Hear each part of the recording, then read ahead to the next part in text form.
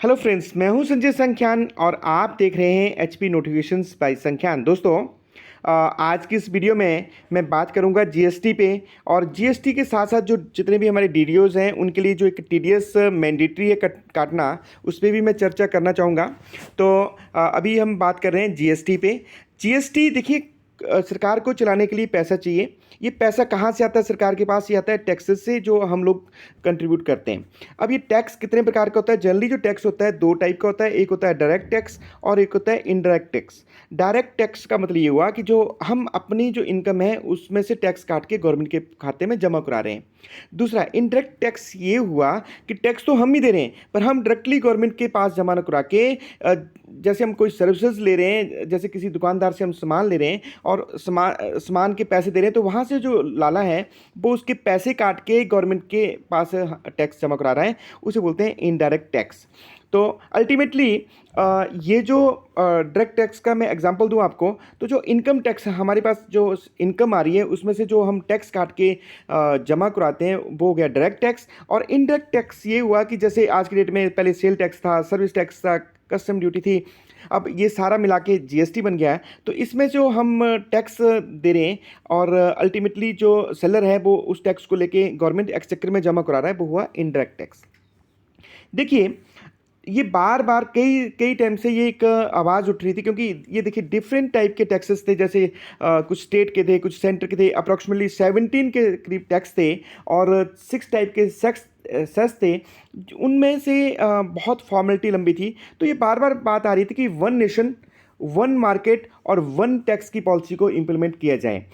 क्योंकि बैट इससे पहले, जीएसटी से पहले बैट था, तो बैट हिमाचल में कुछ रेट अलग थे, मध्य प्रदेश में अलग थे, यूपी में कुछ अलग थे, इसलिए चीज़ों के रेट में वेरिएशन आ रहा था। तो ये बार बार मांग उठ रही थी कि वन नेशन वन मार्केट और एक ही हमारा टैक्स होना चाहिए। तो अल्टीमेटली 1 जुलाई 2017 से जीएसटी इंट्रोड्यूस हुआ। सरकार ने, सेंट्रल सरकार ने इसको इम्प्लीमेंट किया और पूरे प्रदेश में 1 जुलाई 2017 से जीएसटी इम्प्लीमेंट हुआ। अब इसको जीएसटी की फुल फॉर्म में अगर बोलूं तो ये है गुड्स एंड सर्विसेज टैक्स। ये हुआ इम्प्लीमेंट। इससे पहले बैट था और जीएसटी जो आया है सेंटर में और जो पूरे प्रदेश में, वो आया 1 जुलाई 2017 से। इसमें मैंने जैसे पहले आपको बताया कि 17 टैक्सेस थे और 6 सेस थे जो देने पड़ रहे थे सेलर और जो बायर थे। अल्टीमेटली उनको सबको सम करके एक ये जीएसटी बना दिया है। ये लगता है supply of the goods and services mean ये तब होगा जब कोई लेन देन होगा। अगर गुड्स का लेन देन हुआ तब भी हमें जीएसटी देना पड़ेगा, अगर सर्विस का लेन देन हुआ तब भी हमें ये जो है जीएसटी देना पड़ेगा। जीएसटी मैंने पहले आपको बता दिया कि ये इनडायरेक्ट टैक्स है, मीन्स हम अपने आप जमा न करा के, जिससे कोई हम सर्विसेज ले रहे हैं और वो हमारे से जीएसटी काट के गवर्नमेंट के खजाने में जमा कराते हैं। ये जीएसटी के जो रेट हैं ये पूरे कंट्री में एक जैसे हैं। पहले मैंने बोला कि बैट था, उसके अलग अलग स्टेट वाइज रेट अलग थे, बट आज की डेट में अगर मान लो एसी पे 28% जीएसटी हिमाचल में लग रहा है, तो यूपी और असम में भी उस पर 28% ही जीएसटी होगा। ये जो रेट जीएसटी के रेट हैं ये जीएसटी काउंसिल इसके डिसाइड करती है। ये कम भी हो सकते हैं, ज़्यादा भी हो सकते हैं। किस चीज़ को रेट कम करने, ज़्यादा करने, ये जीएसटी काउंसिल ही डिसाइड करती है। आज की डेट में जो हमारे पास यहाँ पे 5 टाइप के जो जीएसटी रेट हैं। एक है 0% रेट, मीन्स कोई उस पर जीएसटी नहीं लग रहा है। एक है 5%, तीसरा है 12%, उसके बाद है 18%, उसके बाद है 28%। मीन्स जीएसटी जो है मैक्सिमम किसी भी अगर गुड्स और सर्विसेज पे लगेगा तो 28% से ज़्यादा नहीं हो सकता। अब देखिए, जीएसटी जनरली 3 टाइप का होता है। एक हुआ आईजीएसटी। आईजीएसटी का मतलब हुआ integrated goods and services tax. ये इसे लगाती है सेंट्रल गवर्नमेंट। मीन्स जब आप कोई चीज़ एक स्टेट से दूसरी स्टेट में बेच रहे हैं या खरीद रहे हैं दूसरी स्टेट से इस स्टेट में, तो जो टैक्स लगेगा वो होता है GST, IGST, integrated goods and services tax. ये इसे लगाती है सेंट्रल गवर्नमेंट। और जब हम with in the state, means Himachal का प्रोडक्ट हम हिमाचल में ही खरीद रहे हैं, बेचने वाला भी हिमाचल में है और खरीदने वाला भी हिमाचल में है, उसे बोलते हैं इंट्रा स्टेट जो ट्रांजैक्शन है। तो उस स्थिति में जो सरकार लगाती है वो जीएसटी लगाएगी, और जीएसटी का जो टैक्स है दो हिस्सों में बनता है। आधा जाता है सेंट्रल गवर्नमेंट को CGST, central goods and services tax, और 50% जाता है स्टेट गवर्नमेंट को, जिसे हम बोलते हैं state goods and services tax. इसी के साथ एक और जहाँ पे स्टेट नहीं है, जहाँ पे यूटी है, तो यहाँ पे लगता है यूजीएसटी। यूजीएसटी means union territory goods and services tax, क्योंकि वहाँ तो स्टेट्स हैं नहीं, तो मीन्स जहाँ पे यूटी है वहाँ पे यूजीएसटी लगता है, और जहाँ स्टेट है वहाँ पे स्टेट जीएसटी लगता है। और ये जो इंटर स्टेट इंट्रा स्टेट जो टैक्स लगता है, मैंने बोला कि जीएसटी और एसजीएसटी ये 50% लगता है। इसको हम और डिटेल में आपको यहाँ बताना चाहूँगा। देखिए, ये मैंने बता दिया कि 4 टाइप का जीएसटी होता है, सीजीएसटी, एसजीएसटी, आईजीएसटी और यूजीएसटी।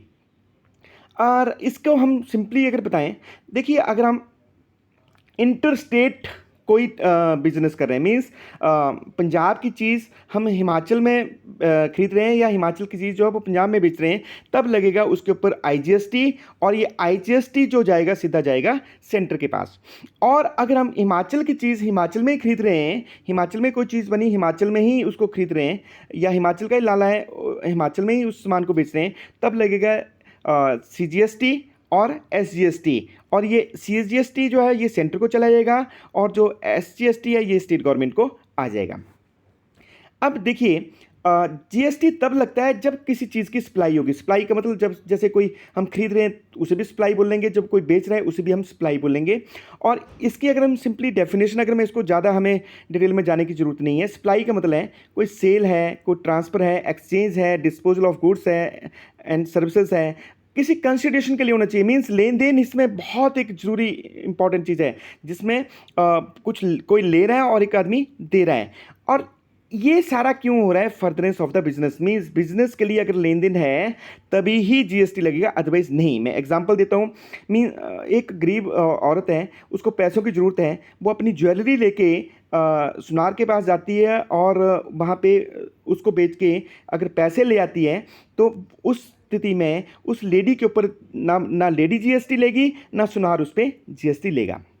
मीन्स जीएसटी तब होगा जब इसको बिजनेस पर्पज से कोई जो है इसको बेचेगा। नेक्स्ट, कुछ एक चीज़ें देखिए हैं जिन्हें जीएसटी के इसके प्रीव्यू से बाहर रखा है, जैसे अल्कोहल। ये भी मैं बताऊंगा कि क्यों इसको जीएसटी के प्रीव्यू से बाहर रखा है। पेट्रोलियम प्रोडक्ट्स, इलेक्ट्रिसिटी, ये 3 चीज़ें ऐसी हैं जिनको जीएसटी के प्रीव्यू से बाहर रखा गया। अल्कोहल क्यों? क्योंकि देखिए मैंने बोला जीएसटी में मैक्सिमम रेट है 28%। अगर इसको जीएसटी के प्रीव्यू में रखा जाएगा तो मीन्स अल्कोहल पे हम 28% से ज़्यादा जीएसटी नहीं लगा सकते, इसलिए इसको जीएसटी से ज़्यादा रखा है। पेट्रोलियम प्रोडक्ट, क्योंकि ये स्टेट गवर्नमेंट का अपना रेवेन्यू जनरेशन का एक सोर्स रहता है। अगर इसको भी हम जीएसटी में लेते थे तो 28% ही मैक्सिमम मार्जिन होना था, जबकि आज की डेट में इसमें 50 to 55% जो है वो टैक्स जो गवर्नमेंट ले रही है, तो इसलिए भी इस प्रोडक्ट को जीएसटी के बाहर रखा है। इलेक्ट्रिसिटी, क्योंकि इलेक्ट्रिसिटी में क्या होना था कि अगर इसको भी हम जीएसटी के दायरे में लाते तो इसमें हो सकता कि इसके रेट बढ़ जाने थे, तो इसलिए ये कुछ एक चीज़ें हैं जिनके ऊपर जीएसटी नहीं लगता है। नेक्स्ट, कुछ एक चीज़ें हैं जिनके ऊपर जीएसटी बिल्कुल नहीं लगता, जैसे कि अंडा, मांस, मछली, वेजिटेबल और लाइव एनिमल, जैसे अगर हम भेड़, बकरियां, भैंस वगैरह बेच रहे हैं उस पर भी जीएसटी नहीं लगता। नट्स वगैरह, जो भी ये समझिए जो हमारी ब्रेड, जो रूटीन की हमारी चीज़ें हैं, जो हमारी नेसेसिटी है, उस पर जीएसटी नहीं लगता। इसी तरह कुछ एक चीज़ें हैं जिन पे जो हमारे लिए जैसे लग्जरी बन जाती है, जैसे एसी, महंगी कारें और तंबाकू वगैरह, ये इन चीज़ों पे जो वो 28% मैक्सिमम जो है जीएसटी लगता है। नेक्स्ट, जीएसटी वही आदमी ले सकता है जिसके पास जीएसटी आईएन नंबर है। जीएसटी आईएन नंबर लेना पड़ता है जीएसटी डिपार्टमेंट से, और ये पैन बेस भी हो सकता है और टैन बेस भी। पैन मीन्स जो उनका पैन नंबर है उसके ऊपर भी जीएसटी लिया जा सकता है, और जो टैन है उसके ऊपर भी जीएसटी लिया जा सकता है। पैन बेस पे जनरली बिजनेसमैन जो है वो पैन बेस पे जीएसटी नंबर लेते हैं, और जो गवर्नमेंट डिपार्टमेंट है क्योंकि उन्होंने टीडीएस काटना होता है तो उनको भी जीएसटी नंबर लेना पड़ता है हर डिपार्टमेंट को, तो वो लेते हैं टैन बेस पे। अगर इसमें एक चीज़ और बताई गई है, जो बिजनेसमैन हैं जिनकी पूरे साल की जो टर्नओवर है अगर 20 लाख तक है तो उनको जीएसटी नंबर लेने की ज़रूरत नहीं है। मीन्स उन छोटे छोटे जो व्यापारी हैं जिनकी इनकम कम है, जिनकी टर्नओवर कम है, उनको जीएसटी नंबर लेने की ज़रूरत नहीं है। जीएसटी एक चीज़ इसमें बहुत जो इम्पोर्टेंट चीज़ है, जो बड़ी ध्यान में रखने वाली बात है कि एक बार अगर जीएसटी किसी ने कलेक्ट कर लिया, किसी बिजनेसमैन ने अगर जीएसटी कलेक्ट कर लिया या किसी डीडीओ ने जीएसटी कलेक्ट कर लिया तो उसको विद इन स्टिपुलेटेड पीरियड जो है उसको गवर्नमेंट एक्सचेकर में जमा कराना पड़ता है। अगर उसको और जैसे ही उसको जमा करा दिया उसके बाद उसकी रिटर्न जीएसटीआर भी भरनी पड़ती है। अगर इसको टाइमली जमा खाते में नहीं कराया गया और टाइमली इसकी जीएसटीआर रिटर्न नहीं भरी गई तो इसमें जो कंसर्न है, अगर डीडीओ है या फिर जो बिजनेसमैन है उसके पर्सनल लाइबिलिटी बन जाती है। उसके ऊपर पेनल्टी डिपार्टमेंट लगाता है जीएसटी। उस पर क्या लगता है कि इंटरेस्ट भी लगेगा, जितना आपने डिले उसको जमा कराया उसका इंटरेस्ट भी लगता है और साथ में फ़ाइन भी लगता है। ये फ़ाइन 2 और 3 टाइम भी हो सकता है। अगर आप डीडीओ हैं तो आपको ज़रूर इस पे जीएसटी पे एक बार ज़रूर ध्यान देना पड़ेगा और मेरी वीडियो ज़रूर देखिएगा, क्योंकि ये आपके लिए भी अलर्ट है। अदरवाइज़ मैंने बताया कि अगर जीएसटी कलेक्ट कर लिया और टाइमली उसकी पेमेंट नहीं करी, उसकी टाइमली उसकी रिटर्न नहीं भरी या आपने टीडीएस नहीं काटा तो ये पर्सनल जो है रिस्पॉन्सिबिलिटी डीडीओ की भी मानी जाएगी।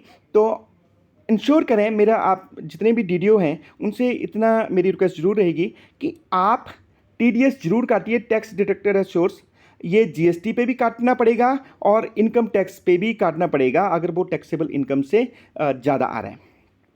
देखिए, टीडीएस जो काटा जाता है वो rule section 51 of GST means मैंने बोला कि आपको टीडीएस दो चीज़ों पे काटना पड़ेगा। एक तो जीएसटी पे भी और दूसरा जो आपको इनकम टैक्स पे भी टीडीएस जो है वो काटना पड़ेगा डीडीए के लिए। तो जैसे आप सैलरी है, अगर उसकी टैक्सेबल सैलरी जो एम्प्लॉइज़ की है 2.5 लाख से ऊपर है तो तब भी आपको उससे टैक्स काटना पड़ेगा, टीडीएस काटना पड़ता है। और अगर आप कोई कॉन्ट्रैक्ट कर रहे हैं मीन्स जैसे गाड़ी आउटसोर्स की है या कुछ एक इस तरह सर्विस ले रहे हैं और उसकी 2.5 लाख से ऊपर उसकी वैल्यू है, तब भी आपको टीडीएस जो है वो 2% के हिसाब से या 1% के हिसाब से इनकम टैक्स पे काटना पड़ेगा और जीएसटी जो है वो 2% के हिसाब से टीडीएस काटना पड़ेगा। अब इसमें चौंकने वाली बात नहीं है, ना कोई घबराने वाली बात है। हम इस पे टीडीएस के ऊपर मैं एक सेपरेट वीडियो ज़रूर बनाऊंगा, क्योंकि ये वीडियो बहुत लंबी होने वाली है। अगर इस पे आप मैं कोशिश करूंगा कि उस पर टीडीएस क्या है, टीडीएस को कैसे काटा जाएगा, कब कितने दिन के अंदर जमा कराना पड़ेगा, कब तक हम इसको आईटी इसकी रिटर्न भरनी पड़ेगी, ये सारी मैं डिटेल में एक वीडियो आपके साथ साझा जरूर करूँगा। अगर आप इसी तरह की मेरी वीडियो देखना चाहते हैं तो मेरे चैनल को सब्सक्राइब जरूर करिए, बेल आइकन है क्लिक कर दीजिएगा ताकि मेरी हर नोटिफिकेशन आपके पास पहुंचती रह सके। इसी की तरह एक अभी पे कमीशन पे मेरे पास एक बार बार क्वेरी आ रही थी। जो पुलिस कांस्टेबल हैं जिनको 8 साल के बाद एनहांस ग्रेड पे मिलती थी, अब उसको 5 कॉन्टैक्ट पीरियड प्लस 2 ये कर दिया है। तो उनकी फिक्सेशन से रिलेटेड भी आपकी कुछ क्वेरीज आ रही थी कि क्या इसमें एरियर मिलेगा नहीं मिलेगा, कैसे फिक्सेशन होगी। मैं कोशिश करूंगा नेक्स्ट वीडियो में उसको एक ज़रूर इंक्लूड करूंगा। तो मेरी आपसे रिक्वेस्ट ज़रूर है कि अगर आपकी कोई क्वेरी है ज़रूर इसमें कमेंट बॉक्स में लिखिए ताकि मैं आपकी क्वेरीज को उस वीडियो में भी सम्मिलित कर सकूं। इन्हीं शब्दों के साथ keep watching HP notification by संख्या। जय हिंद, जय हिमाचल।